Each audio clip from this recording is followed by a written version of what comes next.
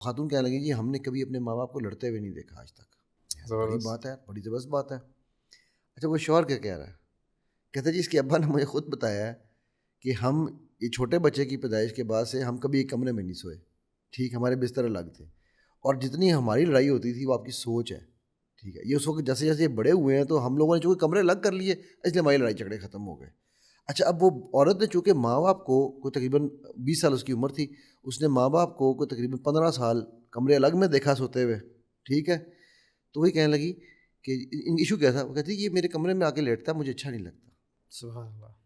ماحول کو دیکھا ہوا نا, جی ٹھیک ہے جب کبھی موڈ ہو تو آ جائے, لیکن ضروری کہ ہم ہر وقت ایک ہی بستر پہ لیٹیں, بیڈ الگ دو ہونے چاہیے, بیڈ ایک سنگل بیڈ کیوں ہے کمرے میں. اب یہ مائنڈ سیٹ تھا, ٹھیک ہے نا.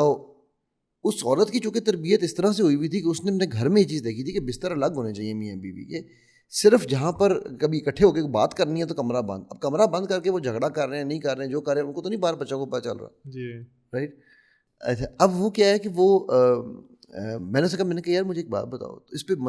اب وہاں پہ وہ عورت اس کو تانے دے رہی ہے, مطلب مرد یہ کہہ رہا ہے کہ بھائی ہمیں اکٹھے رہنا, ہمارے ماں باپ لڑتے جھگڑتے تھے لیکن ایک ہی کمرے میں سوتے تھے. صحیح ہے. کہتی نہیں, جب لڑائی جھگڑے ہوتے ہیں تو پھر الگ ہونا چاہیے.